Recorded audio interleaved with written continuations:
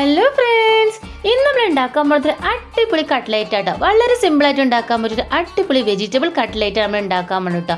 നല്ല ടേസ്റ്റാണ് ഇത് കഴിക്കാൻ, വളരെ സിമ്പിളാണ് ഇത് ഉണ്ടാക്കാനും. അപ്പോൾ ഇത് എങ്ങനെ ഉണ്ടാക്കാനും ഇതിലേക്ക് എന്തൊക്കെയാണ് സാധനങ്ങൾ നമ്മൾ ചേർക്കണം നമുക്ക് നോക്കിയാലോ. അപ്പോൾ ആദ്യം തന്നെ ഒരു പാൻ അടുപ്പത്ത് വെച്ചിട്ടുണ്ട്. നമുക്കത് 2 സ്പൂൺ ഓയിൽ ഒഴിച്ച് കൊടുക്കട്ടോ. അത് നല്ലോണം ചൂടായി വരുമ്പോൾ അതിലേക്ക് നമ്മൾ കൊത്തിയരിഞ്ഞ സവോള ചേർത്ത് കൊടുക്കുകയാണ്. ഒരു 2 സവോളയാണ് ഇവിടെ എടുത്തുന്നത് കേട്ടോ. ഇനി അതിലേക്ക് കുറച്ച് കറിവേപ്പിൻ്റെ ചേർത്ത് കൊടുക്കുക. എന്നിട്ട് നല്ലപോലെ ഒന്ന് ഇളക്കുക കേട്ടോ. അപ്പോൾ നിങ്ങൾ എൻ്റെ ചാനൽ ആദ്യമായിട്ടാണ് കാണുന്നുണ്ടെങ്കിൽ നിങ്ങൾക്ക് ഇഷ്ടപ്പെട്ടാൽ ഒന്ന് സബ്സ്ക്രൈബ് ചെയ്ത് തൊട്ടടുത്തുള്ള ബെല്ലേക്ക് അമർത്താൻ മറക്കരുത്. ഇനി ഒന്ന് ഇളക്കിയതിന് ശേഷം നമുക്ക് ആവശ്യത്തിനുള്ള ഉപ്പ് അതിലേക്ക് ചേർത്ത് കൊടുക്കുക. എന്നിട്ട് ഒന്നും കൂടി ഒന്ന് ഇളക്കി കൊടുക്കുക. എന്നിട്ട് സവോള ഒന്ന് വെന്ത് വരുമ്പോൾ നമുക്ക് അതിലേക്ക് കുറച്ച് പച്ചക്കറികൾ ചേർക്കണം. ഞാൻ ഇവിടെ ചെറിയ പയറാണ് എടുത്തുന്നത്, അത് ചെറുതാക്കി മുറിച്ചിക്കണ്. ഇനി ഇതിൻ്റെ പകരം നിങ്ങൾക്ക് ബീൻസോ അല്ലെങ്കിൽ ബീട്രൂട്ടോ അല്ലെങ്കിൽ ക്യാരറ്റോ അങ്ങനെ എന്തെങ്കിലും ചേർക്കട്ടോ. അപ്പോൾ ഞാൻ ഇവിടെ പയറും പിന്നെ ബീട്രൂട്ടാണ് ചേർത്തുന്നത്. ബീട്രൂട്ട് ഞാൻ ഗ്രേറ്റ് ചെയ്തതാണ് ചേർത്ത് കൊടുക്കുന്നത് കേട്ടോ.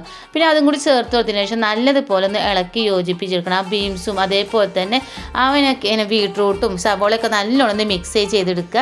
എന്നിട്ട് ചെറിയ തീയിൽ നമുക്കൊരു 5 മിനിറ്റ് ഇതൊന്ന് മൂടി വെച്ച് വേവിക്കണം കേട്ടോ. ഇപ്പോൾ ഒരു 5 മിനിറ്റ് കഴിഞ്ഞ് നമ്മൾ മൂടിയൊക്കെ തുറന്ന് നോക്കിയപ്പോൾ നമ്മളെ ബീട്രൂട്ട് ഇതൊക്കെ നല്ലോണം വെന്തിക്കണേ. നമുക്ക് ഇഞ്ചി പച്ചമുളകും വെളുത്തുള്ളി ചതച്ചതും ചേർത്ത് കൊടുക്കുക. ഇതിനോട് നല്ലപോലെ ഒന്ന് ഇളക്കി കൊടുക്കുക. ഈ സമയത്തൊക്കെ ചെറിയ തീയിൽ വേണം നമുക്ക് ഇളക്കി കൊടുക്കാൻ.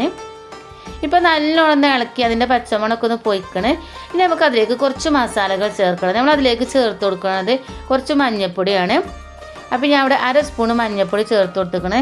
അതുപോലെ തന്നെ കുറച്ച് ഗരം മസാല ചേർത്ത് കൊടുത്തിക്കണേ. പിന്നെ നമുക്ക് കുറച്ച് കുരുമുളക് പൊടി ചേർത്ത് കൊടുത്തിക്കണേ. പിന്നെ നമ്മൾ ചേർത്ത് കൊടുക്കുന്നത് കുറച്ച് ബീഫ് മസാലയാണ് കേട്ടോ. ഇനി ഇത് 4ഉം ചേർത്തതിന് ശേഷം നമുക്ക് നല്ലതുപോലെ ഇതൊന്ന് ഇളക്കി കൊടുക്കണം. മസാല കല്ലേക്ക് എല്ലാവർക്കും ചേരും വേണം, അതിൻ്റെ പച്ചമണം പോവും വേണം കേട്ടോ. ഇനി നമുക്ക് ലാസ്റ്റ് അതിലേക്ക് ചേർത്ത് കൊടുക്കുന്നത് പുഴുങ്ങിയ കിഴങ്ങാണ്. അപ്പോൾ ഞാൻ ഉപ്പിട്ട് പുഴുങ്ങിയ കിഴങ്ങ് അതിലേക്ക് ചേർത്ത് കൊടുത്തിരിക്കുന്നത്. അത് ഫുള്ളായിട്ട് അതിലേക്കൊന്ന് ഇട്ട് കൊടുക്കണം. ആദ്യം തന്നെ ഉടച്ചിട്ടാണ് ചേർത്ത് കൊടുക്കുന്നത് കേട്ടോ.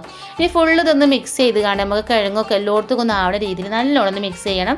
ഇനി നമുക്കിതൊന്ന് വാങ്ങി വെക്കാം. ഒന്ന് ചൂടാറിന് ശേഷമാണ് നമുക്ക് എടുക്കേണ്ടത് കേട്ടോ. ഇപ്പം നല്ലോണം ചൂടാറിയിക്കണം. ഇനി നമുക്ക് ഇതുപോലെ ഉരുളാക്കിയിട്ട് ഏത് ഷേപ്പിലാണ് നമുക്ക് വേണ്ടത് അതുപോലെ ആക്കിയെടുക്കുക. റൗണ്ടിലോ അതില്ലെങ്കിൽ ഇതേപോലെ ചതുരത്തിലോ ഇനി അതിനെ ഒരു കോഴിമുട്ടൻ്റെ ഒക്കെ ആകൃതിയിലൊക്കെ എന്ത് വേണമെങ്കിലും നിങ്ങൾക്ക് ആക്കിയെടുക്കുക. അപ്പോൾ ഞാൻ അതുപോലെ തന്നെ ഒരു ആകൃതിയാണ് ആക്കിയെടുത്തിരിക്കുന്നത്. അപ്പോൾ നമുക്ക് ഫുള്ളായിട്ട് ഇതുപോലെ തന്നെ നമുക്ക് ഫുള്ളായിട്ട് ഒന്ന് ചെയ്തെടുക്കണം. അപ്പം ഫുള്ളായിട്ട് ഇതുപോലെ തന്നെ ഒന്ന് ചെയ്തെടുത്തേക്കണം കേട്ടോ. ഇനി നമുക്ക് ഇതൊന്ന് കോഴിമുട്ടൻ്റെ കൂട്ടിലോ അതേപോലെ റസ്ക് പൊടിയിലൊന്ന് ഇങ്ങനെ മുക്കിയിട്ട് നമുക്ക് സാധാരണ നമ്മൾ കട്ട്ലേറ്റോ ഒക്കെ ആക്കണ പോലെ ആക്കണം. അപ്പോൾ കോഴിമുട്ടലൊന്നും ചേർത്തിട്ട് 2 കോഴിമുട്ട ഇതേപോലെ പൊട്ടിച്ച് വെച്ചതാണ്. ഇനി നമുക്ക് ഒന്ന് ഇതേപോലെ തന്നെ ആക്കിയതിന് ശേഷം ഒന്നും കൂടി ഇതേപോലെ തന്നെ റിപ്പീറ്റ് ചെയ്യണം. അങ്ങനെ 2 പ്രാവശ്യം നമുക്ക് ഇതുപോലെ തന്നെ ആയി കിട്ടണം. നമുക്ക് പെട്ടെന്ന് എണ്ണയിലൊക്കെ ഇട്ട് പൊരിക്കോ പൊടിഞ്ഞ് പോകാതെക്കാനും വേണ്ടിയിട്ടാണ് ഈ 2 കോട്ടിങ് കൊടുക്കുന്നത് കേട്ടോ.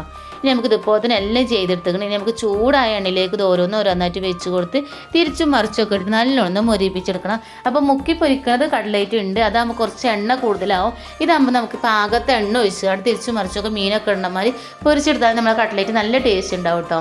ഇപ്പോൾ നമ്മൾ ഒരു ഭാഗം കട്ട്ലേറ്റ് അയക്കണേ, ഞാൻ മറുഭാഗം ഇതേപോലെ തന്നെ ഒന്ന് പൊരിച്ചെടുക്കുക.